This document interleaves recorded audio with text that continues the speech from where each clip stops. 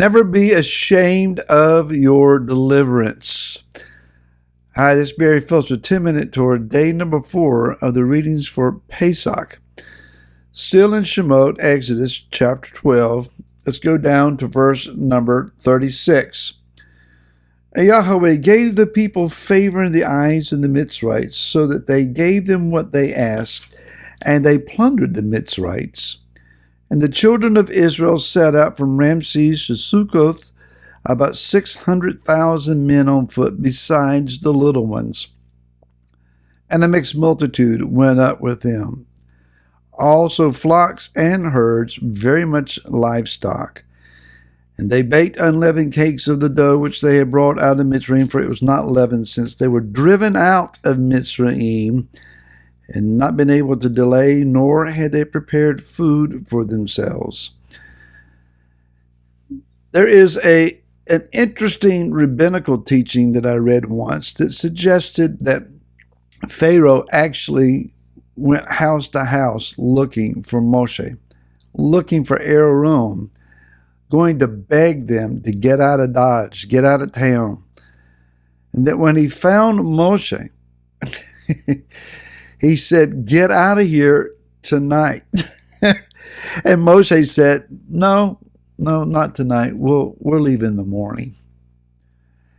Now, we're not told that in the text here. What we are told is that in verse 31, he called for Moshe and Aaron by night and said, "Arise, go out from the midst of my people, both you and the children of Israel, and go serve Yahweh, as you've said."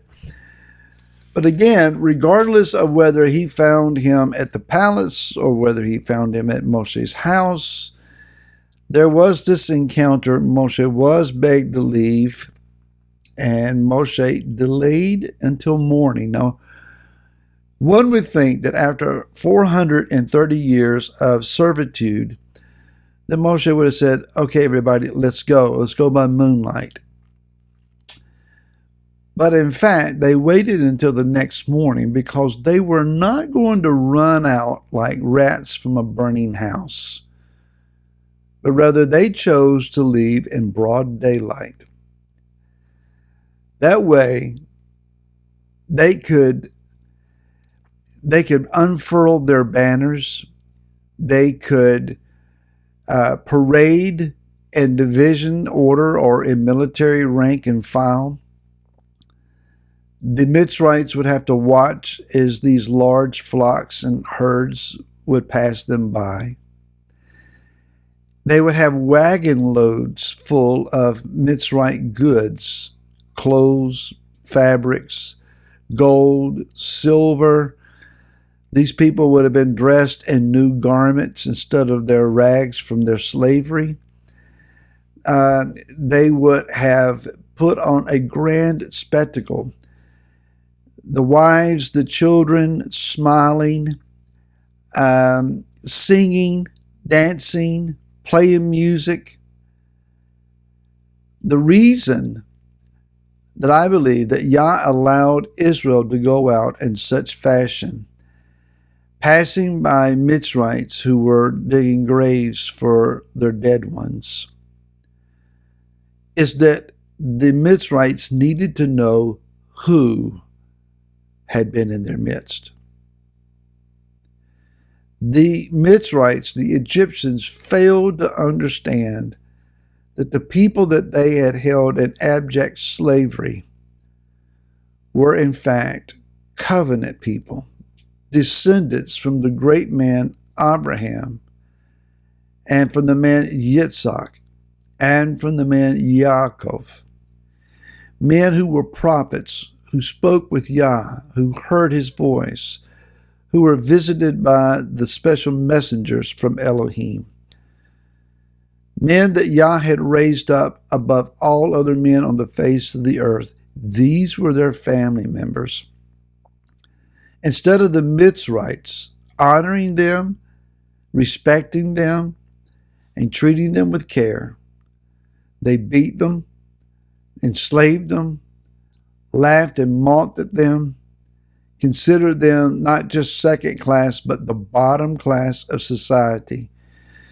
And it's been said again by rabbinical scholars that it wasn't just that the Israel was slaves to all of Mitzrayim, but in particular, they were slaves to the lower classes of the Mitzrites, who in particular held the Hebrews in disdain and ridiculed them and treated them with harshness because they themselves were looked down on. They found someone else lower in their estimation than themselves and treated them as such.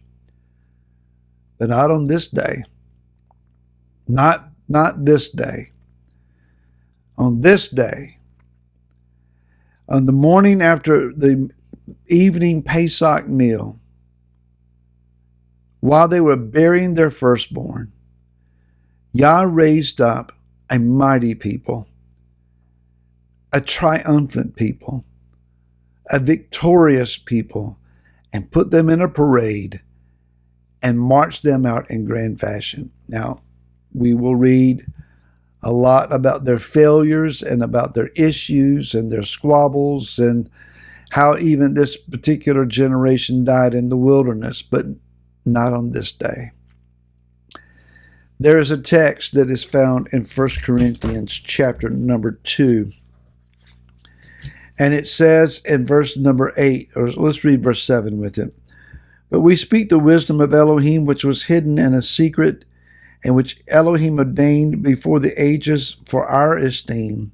Verse 8 says, which no one of the rulers of this age knew. For had they known, they would not have impaled the master of esteem. Had the powers of darkness fully realized what they were accomplishing and organizing and orchestrating Yeshua's death, the freedom that Yeshua got for all of us as our Passover lamb, the fact that he was raised from the dead, and that he raised us up with him, according to Ephesians chapter 1. Had Hasatan known what would be accomplished, probably would have left Yeshua alone. But Yah had ordained this from the beginning. There is another verse that is found in the book of Colossians, chapter number 2. And it says in verse 15, having stripped the principalities and the authorities, he made a public display of them, having prevailed over them in it. When Yeshua arose from the dead, he made a grand spectacle of the powers of darkness.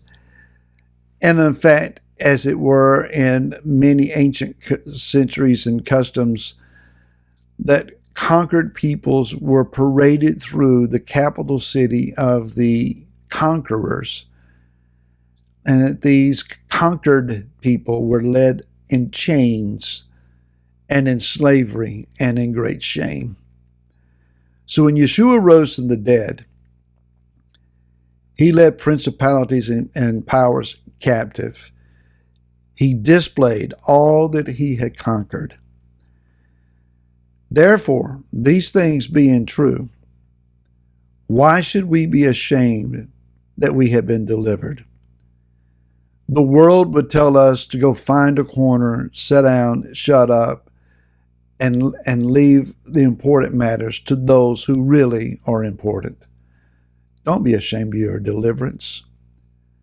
The world would say, don't defend your children in schools. We know what's best for them. Don't be ashamed of your deliverance. On your jobs and your workplaces, a lot of times people are being forced to stomach what we know to be unbiblical,